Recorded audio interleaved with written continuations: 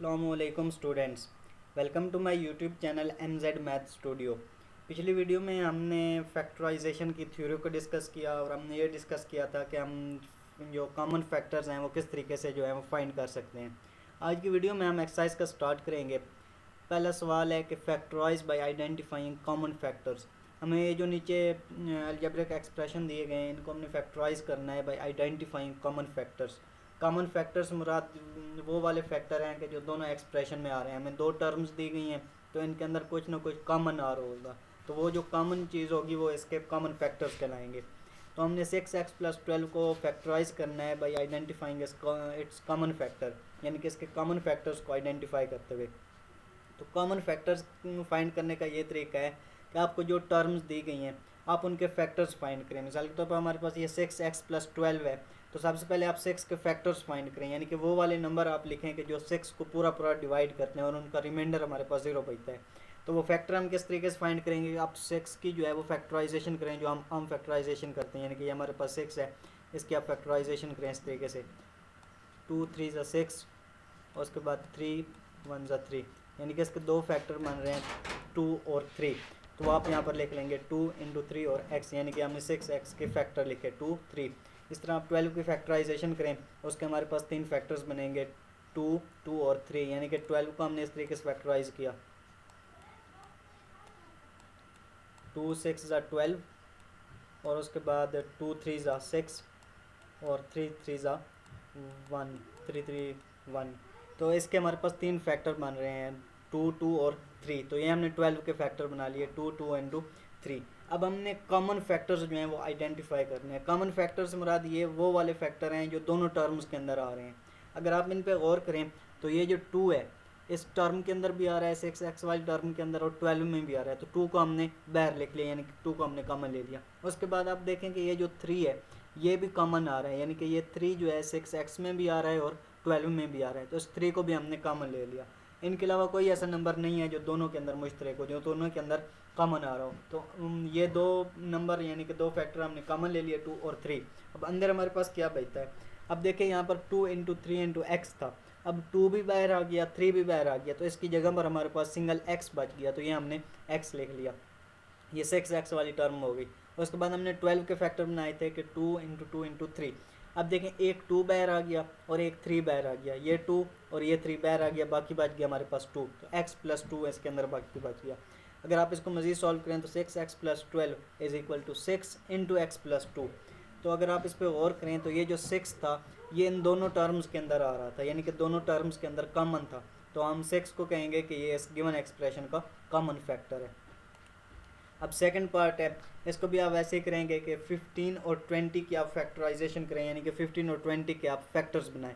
तो 15 का आप किस तरह फैक्टर बनाएंगे, वही सेम पुराना तरीका कि 15 की आप तजज़ी करें या फैक्टराइजेशन करें। तो ये किस तरीके से आता है कि 3 5 15 और 5 1 5। तो इसके हमारे पास दो फैक्टर बन रहे हैं, एक 3 और एक 5। ये हमारे पास आ गया 3 × 5। उसके बाद y² है, तो y को हम मतलब है कि y से 2 मरतबा मल्टीप्लाई होता है, उसको हमने अलग-अलग लिख लिया कि y × y। इस तरह आप 20 की फैक्टराइजेशन करें, 20 के जो आपके पास फैक्टर बनेंगे वो हमारे पास ये आएंगे 2 × 2 × 5, यानी कि 4 × 5 हमारे पास 20 आ गया क्रॉस y। तो अब हमने इसमें कॉमन फैक्टर्स जो हैं वो आइडेंटिफाई करने हैं। तो आप इन दोनों में देखें जो चीज़ कॉमन आ रही है उसको आप बाहर लिख लें और बाकी चीज़ ब्रैकेट के अंदर जो है वो सॉल्व हो जाएगी। अब आप देखें इसके अंदर 3 आ रहा है, लेकिन इस दूसरी टर्म के अंदर 3 नहीं है, तो 3 को हम बाहर कॉमन नहीं लेंगे। इस तरह हमारे पास ये 5 है, इधर 5 आ रहा है और इस टर्म के अंदर भी 5 आ रहा है, यानी कि 5 दोनों के अंदर कॉमन आ रहा है, तो 5 को हमने बाहर लिख लिया।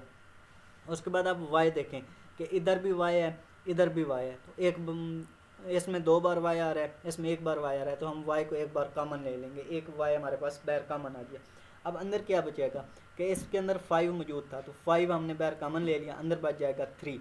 उसके बाद यहाँ पर 2 y मौजूद थे, उन 2 y में से एक y को हमने कॉमन ले लिया, तो एक y हमारे पास अंदर बच गया। अब प्लस इस टर्म में देखें कि इसके अंदर एक 5 मौजूद था, एक इसके अंदर y नहीं आना क्योंकि y हमने बाहर कॉमन ले लिया। इसके अंदर 5 मौजूद था, 5 हमने कॉमन ले लिया। उसके बाद इसके अंदर एक y मौजूद था, तो वो हमने y बाहर कॉमन ले लिया, तो ये y यहाँ पर नहीं आएगा। अब इस तरह 5 × y हमारे पास 5y आ गया, और इसको आप सॉल्व करें 3 × y हमारे पास 3y आ गया। प्लस 2 × 2 जब आप करेंगे तो हमारे पास 4 आएगा, यहाँ पर ये y नहीं आना।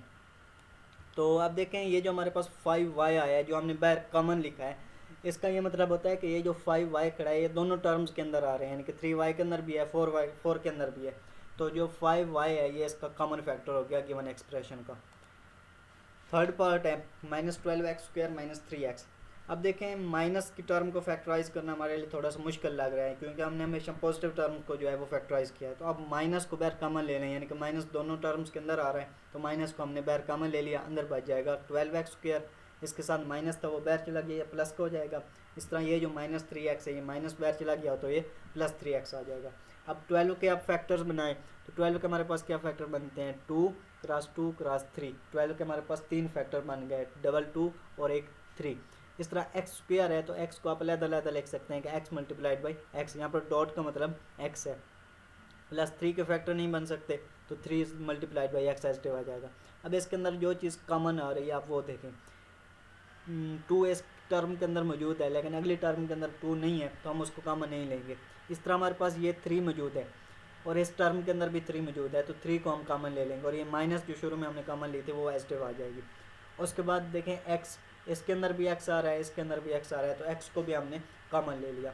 तो अब अंदर क्या बच जाएगा कि ये हमारे पास 3 और ये एक x, ये तो बाहर कॉमन चले गए, यानी कि यहाँ से ये ख़त्म हो गए। बाकी हमारे पास बच गया 2 × 2 और यहाँ पर 2x थे, एक x बाहर चला गया तो एक x अंदर बच जाएगा, ये हमारे पास x आ गया। प्लस ये वाली पूरी टर्म हमने बाहर कॉमन ले लिया, तो इसको पूरी टर्म बाहर कॉमन चली गई तो इसकी जगह पर हमारे पास 1 आ जाएगा। -3 × x जब हम करेंगे तो ये -3x बन जाएगा और 2 × 2 4x + 1। तो अब -3x का मतलब -3x × 4x + 1 का मतलब है कि ये जो -3x आ रहा है ये दोनों टर्म के अंदर, ये जो 4x + 1 है इन दोनों के अंदर यानी कि मौजूद था, तो इसको हमने बाहर कॉमन ले लिया, तो ये -3x इसका कॉमन फैक्टर बन जाएगा। उसके बाद चौथा पार्ट है 4a² + 8ab²। तो इसको भी आप सेम वैसे ही करेंगे कि आप पहले 4 के फैक्टर बनाए, वो हमारे पास बनता है 2 × 2। उसके बाद a² है तो आप a² को लिख सकते हैं कि a × a cross b, b भी इनके साथ मल्टीप्लाई हो रहा है। उसके बाद 8 है तो 8 के आप फैक्टर बनाएं तो वो हमारे पास 222 बनेगा, यानी कि 2 × 2 × 2, ये हमारे पास 8 बन गया। उसके बाद एक जो a है वो एक दफ़ा आ रहा है तो उसको हमने एक दफ़ा लिख लिया। उसके बाद b² है तो b² को हम लिख सकते हैं कि हमारे पास b × b के इक्वल है। अब आप वो वाले फैक्टर्स देखें जो दोनों के अंदर कॉमन आ रहे हैं। अब देखें इधर हमारे पास 2 इस टर्म के अंदर आ रहा है और इस टर्म के अंदर 3 दफ़ा 2 आ रहा है, तो हम 2 कॉमन ले लेंगे, यानी कि 2 × 2 एक दफ़ा कॉमन आ गया। उसके बाद हमारे पास ये a इस टर्म के अंदर मौजूद है, इस टर्म के अंदर भी मौजूद है, तो हमने a को भी बाहर कॉमन ले लिया। उसके बाद आप देखें b जो है वो पहली टर्म के अंदर भी आ रहा है, दूसरी टर्म के अंदर भी आ रहा है, तो वो भी हमने कॉमन निकाल लिया। अब अंदर बाकी क्या बच गया कि 2 × 2 वो हमने बाहर निकाल लिया, ये 2 × 2 यहाँ से ख़त्म हो गया। उसके बाद यहाँ पर 2a × a था, एक a बाहर कॉमन आ गया, अंदर सिर्फ एक a बाकी बच गया। इस तरह यहाँ पर एक b था वो हमने बाहर कॉमन निकाल लिया, तो यहाँ पर b नहीं लिखेंगे। उसके बाद यहाँ पर 3 दफ़ा 2 आ रहा था, 2 आ रहा था, तो हमने 2 जो है वो बाहर कॉमन निकाल लिए, अंदर एक 2 बच गया। इस तरह हमारे पास यहाँ पर एक a आ रहा था तो वो बाहर कॉमन आ गया और यहाँ पर 2 b थे तो एक b कॉमन आ गया, यहाँ पर सिंगल b बाकी बच जाएगा। अब बाहर वाली टर्म को आप मल्टीप्लाई कर दें, 2 × 2 4 और a × b हमारे पास a भी बन गया और अंदर क्या बच गया a + 2b। तो 4ab जो है ये गिवन एक्सप्रेशन का कॉमन फैक्टर आ गया। पांचवा क्वेश्चन है कि xy - 3x² + 2x।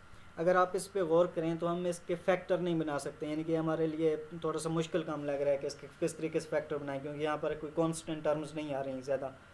तो इसमें आप डायरेक्ट वैल्यू जो देखेंगे कि इसके अंदर क्या चीज़ कॉमन आ रही है, कोई चीज़ इसके अंदर कॉमन है, अगर वो चीज़ कॉमन है तो आप बाहर निकाल लेंगे, तो हम अंदर वाली टर्म एस्टिव आ जाएंगे। तो xy - 3x + 2x²। अगर आप गौर करें तो इन तीनों टर्म्स के अंदर हमारे पास x जो है वो तीनों टर्म्स के अंदर आ रहा है, तो हम x को बाहर कॉमन निकालेंगे और अंदर बच जाएगा y - 3x + 2।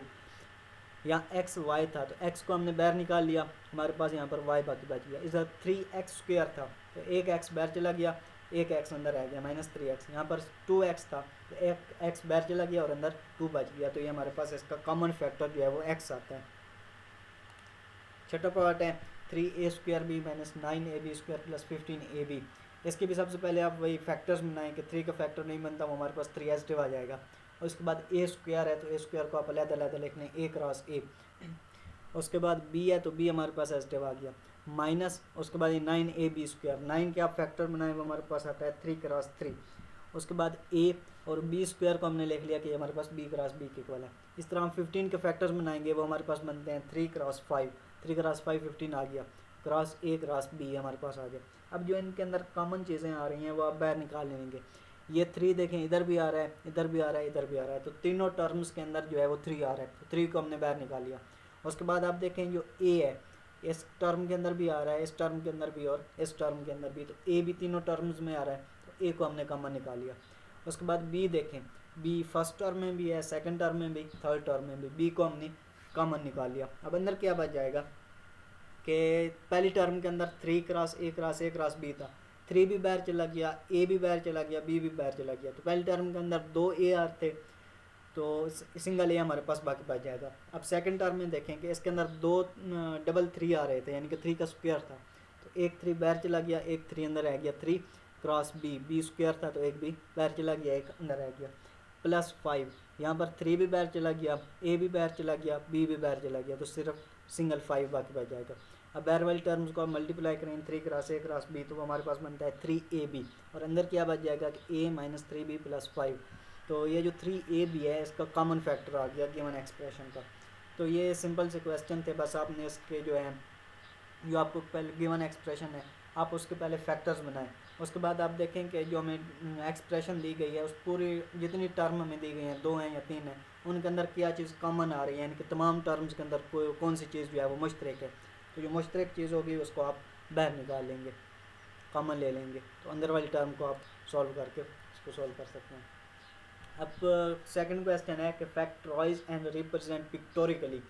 हमने पिछली वीडियो में जब इसकी थ्योरी को डिस्कस किया था तो उसमें हमने डिस्कस किया था डिटेल में कि फैक्टराइजेशन करने के हमारे पास 3 मेथड हैं। सिंबॉलिकली मेथड जो हमने पहला क्वेश्चन सॉल्व किया है वो हमने सिंबॉलिकली मेथड के थ्रू किया है कि उसके हमने फैक्टर्स बनाए हैं। उसके बाद था कंक्रीटली मेथड। कंक्रीटली मेथड के अंदर हम क्या करते थे कि जो हमें एक्सप्रेशन दी गई थी अलजेब्रिक एक्सप्रेशन, उसको फिजिकल ऑब्जेक्ट्स यानी कि स्क्वायर या रेक्टेंगल की शक्ल में जो है उसको रिप्रेजेंट करते थे। उसके बाद पिक्टोरिकली मेथड के अंदर हम क्या करते थे कि जो कंक्रीटली मेथड के अंदर हमने फिजिकल ऑब्जेक्ट्स बनाए थे उनको कंबाइन करके हम उसको रेक्टेंगल की शक्ल देते थे। तो सेकंड क्वेश्चन में हमने क्या करना है कि जो हमें गिवन एक्सप्रेशन है उसको पिक्टोरिकली रिप्रेजेंट करना है। पिक्टोरिकली रिप्रेजेंट करने के लिए हमें कंक्रीटली पहले रिप्रेजेंट करना पड़ेगा कि जो एक्सप्रेशन हमें दी गई है उसको हम फिजिकल ऑब्जेक्ट की शक्ल में जो है वो रिप्रेजेंट करेंगे। उसके बाद पिक्टोरिकली मेथड के अंदर हमने जो फिजिकल ऑब्जेक्ट्स बनाए हैं स्क्वायर या रेक्टेंगल उनको कंबाइन करके एक रेक्टेंगल की शक्ल देंगे। तो पहला पार्ट है 5x + 15।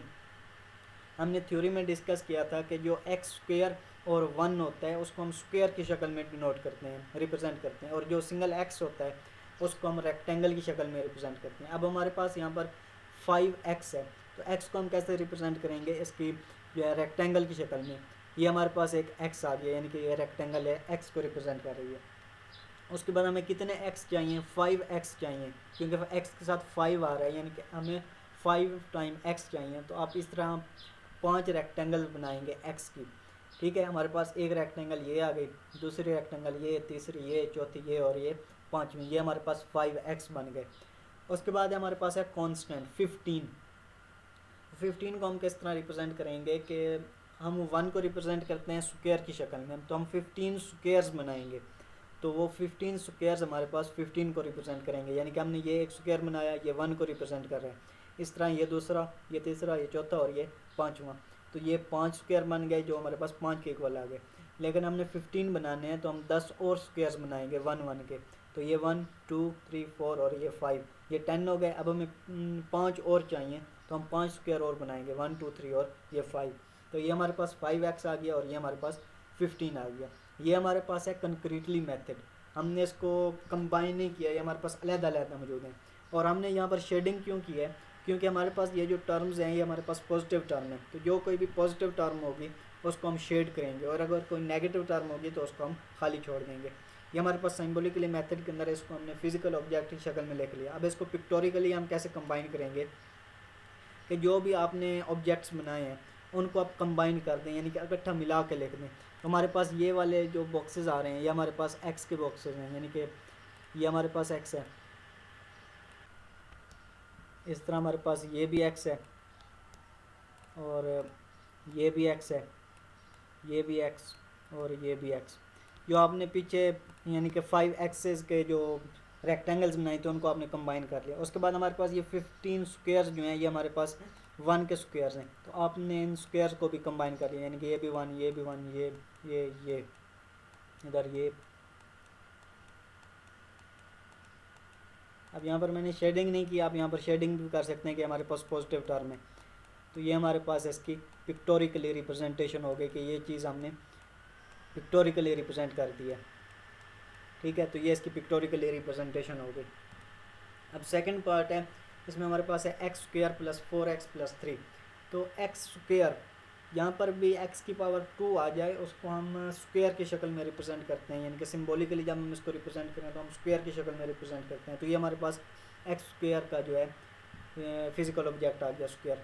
उसके बाद 4x है, x को हम किस तरीके से रिप्रेजेंट करते हैं, रेक्टेंगल की शक्ल में। तो ये हमारे पास x की रेक्टेंगल आ गई।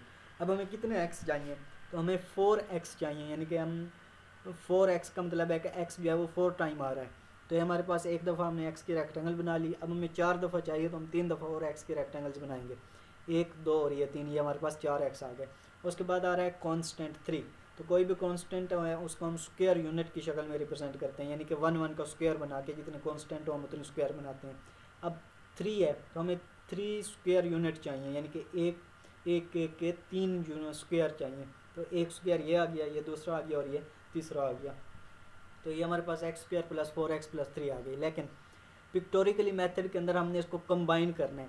अगर आप इसको कंबाइन करेंगे तो देखें एक्स स्क्वायर के नीचे कोई चीज़ नहीं आ रही, ठीक है। इस तरह इस एक्स के नीचे भी कोई चीज़ नहीं आ रही। इन 3 टर्म्स के नीचे तो स्क्वायर आ रहे हैं, लेकिन फर्स्ट और लास्ट टर्म के नीचे कोई चीज़ नहीं आ रही। तो हम ऐसा करेंगे कि ये जो लास्ट वाला एक्स है इसको उठा के एक्स स्क्वायर के नीचे लिख देंगे। ये हमारे पास एक्स स्क्वायर था, और ये जो यहाँ पर लास्ट एक्स मौजूद था इसको भी हमने शेड करना है। यहाँ पर मैंने गलती से नहीं किया, लेकिन इस तमाम स्क्वायर्स को और ऑब्जेक्ट्स को हमने शेड करना है। ये वाला लास्ट एक्स उठा के हमने इस एक्स स्क्वायर के नीचे लिख दिया, ठीक है। यानी कि पहले एक्स जो था ऐसे था वर्टिकली, अब हमने इसको हॉरिजॉन्टली रेक्टेंगल बना दिया। तो ये एक्स स्क्वायर के नीचे आ गया और बाकी जो तीनों ऑब्जेक्ट्स थे वो एज आ गए, यानी कि तीनों एक्स के नीचे स्क्वायर यूनिट स्क्वायर आ रहे हैं। ये हमारे पास सिम्बॉलिकली रिप्रेजेंट हो गई। अब हमें इसको पिक्टोरिकली कैसे रिप्रेजेंट करना है कि आप इन्हीं ऑब्जेक्ट्स को कंबाइन कर दें, मिला के आप लिख दें, तो वो हमारे पास पिक्टोरिकली आ जाएगा। ये एक्स स्क्वायर था, उसके आगे 3 एक्स आ रहे थे, 3 एक्स की रेक्टेंगल्स आ रही थी, तो इस 3 एक्स की रेक्टेंगल्स को हमने कंबाइन कर दिया। उसके बाद एक्स स्क्वायर के नीचे हमारे पास हॉरिजॉन्टली रेक्टेंगल थी एक्स की, उसको भी हमने एक्स स्क्वायर के साथ मिला दिया। और उसके बाद 3 स्क्वायर यूनिट थे तो हमने इस तरीके से लिख दिया। तो ये हमारे पास पिक्टोरिकली रिप्रेजेंट हो गए। और इसको भी आपने यहाँ पर शेड करना है इस तरीके से, इस तरीके से आपने इन तमाम स्क्वायर्स को शेड करना है। अब थर्ड पार्ट है कि एक्स स्क्वायर प्लस 6x+8। तो एक्स स्क्वायर को हम कैसे रिप्रेजेंट करते हैं, इसी तरह स्क्वायर की शक्ल में। उसके बाद एक्स को हमने रिप्रेजेंट करना है तो उसको हम रेक्टेंगल की शक्ल में रिप्रेजेंट करते हैं। ये हमारे पास एक्स की रेक्टेंगल आ गई, यानी कि एक्स को हमने रिप्रेजेंट कर दिया। और उसके बाद एक्स को हमने कितनी दफ़ा रिप्रेजेंट करना है, 6 टाइम हमने एक्स को रिप्रेजेंट करना है। तो अब 6 दफ़ा एक्स की रेक्टेंगल्स बनाएंगे, ये 1, 2, 3, 4, 5 और ये 6। उसके बाद 8 है, तो 8 को हम किस तरीके से रिप्रेजेंट करते हैं कि स्क्वायर यूनिट की शक्ल में, यानी कि एक एक का स्क्वायर बना के जितने कांस्टेंट हो हम उतने स्क्वायर बना लेते हैं। तो यहाँ पर 8 है तो हम 8 स्क्वायर्स बनाएंगे, 1, 2, 3, 4। अब 4 स्क्वायर हमने यहाँ पर लिख लिए और उसके बाद 4 स्क्वायर हम इसके नीचे लिख लेंगे। तो ये हमारे पास 8 स्क्वायर्स बन गए। अगर हम 6 स्क्वायर्स को ऐसे ही लिख देते कि 1, 2, 3, 4 और 2 स्क्वायर हम ऐसे आगे लिख देते तो हमें हमारे पास पीछे जो है वो बहुत एक्स्ट्रा स्पेस बच जाती, तो उसको कंबाइन करना हमारे लिए मुश्किल हो जाता। तो इसलिए हमने 8 को जो है वो 4 स्क्वायर्स बना कर लिख लिया। अब अगर आप गौर करें तो एक्स स्क्वायर के नीचे ये एक्स, इसके नीचे भी 2 स्क्वायर्स आ रहे हैं। ये हमारे पास सेकंड एक्स है, इसके नीचे भी 2 स्क्वायर, थर्ड एक्स के नीचे ये भी 2 स्क्वायर और चौथे एक्स के नीचे हमारे पास 2 स्क्वायर आ रहे हैं। अब देखें ये जो पहला हमारे पास यानी कि सेकंड रो है उसकी लेफ़्ट साइड पे हमारे पास इस साइड पे कोई चीज़ मौजूद नहीं है, यानी कि ये वाले स्क्वायर्स हैं, इसके लेफ़्ट साइड पे यहाँ पर कोई चीज़ आनी चाहिए थी इसको कंबाइन करने के लिए। इस तरह हमारे पास ये जो लास्ट रो है स्क्वायर्स की, इसके भी लेफ़्ट साइड पे हमारे पास यहाँ पर कोई चीज़ आनी चाहिए थी इसकी स्पेस को कवर करने के लिए, इसको कंबाइन करने के लिए, लेकिन यहाँ पर कोई चीज़ नहीं है। तो हम ऐसा करेंगे कि ये जो दो एक्स खड़े हैं इनको उठा के हम एक एक्स को यहाँ पर रख देंगे और एक एक्स को जो है हम वो यहाँ पर रख देंगे इस नीचे वाले बॉक्स में। तो देखिए हमने किस तरीके से किया कि हमारे पास एक्स स्क्वायर, उसके बाद ये 4x, और जो लास्ट में हमारे पास दो बॉक्सेस ये रेक्टेंगल्स एक्स की खड़ी थी उन दोनों को उठा के हमने एक्स स्क्वायर के नीचे लिख दिया। बस हमने ऐसे किया है कि वो पहले जो थी वर्टिकली थी यानी कि ऐसे सीधी थी, अब इनको कंबाइन करने के लिए हमने हॉरिजॉन्टल रेक्टेंगल बना दी। ठीक है, एक रेक्टेंगल यहाँ पर आ गई और एक रेक्टेंगल यहाँ पर आ गई। अब ये सिंबॉलिकली हमारे पास ये कंप्लीट कंक्रीटली हमारे पास ये कंप्लीट हो चुका है। अब हमने इसको पिक्टोरिकली रिप्रेजेंट करना है, तो उसमें आप क्या करेंगे कि इन्हीं ऑब्जेक्ट्स को आप कंबाइन कर देंगे। ठीक है, जिस तरीके से ये पड़े हैं इनको आप आपस में मिला देंगे, कंबाइन कर देंगे, तो हमारे पास पिक्टोरिकली मेथड बन जाएगा। ये देखें एक्स स्क्वायर, उसके साथ सामने हमारे पास 4x के रेक्टेंगल्स पड़े थे तो उनको हमने कंबाइन कर दिया। उसके बाद एक्स स्क्वायर के नीचे 2x थे उनको हमने कंबाइन कर दिया, और ये 1 1 वाले स्क्वायर जो हैं ये भी हमने कंबाइन कर दिए, तो ये हमारे पास पिक्टोरिकली मेथड बन गया। ये थोड़े से टेक्निकल हैं, इनको आप ध्यान से समझिएगा और गौर से कीजिएगा। तो अगली वीडियो में इंशाल्लाह हम इससे अगले क्वेश्चन स्टार्ट करेंगे। तब तक के लिए अपना ख्याल रखिए। अल्लाह हाफ़िज़।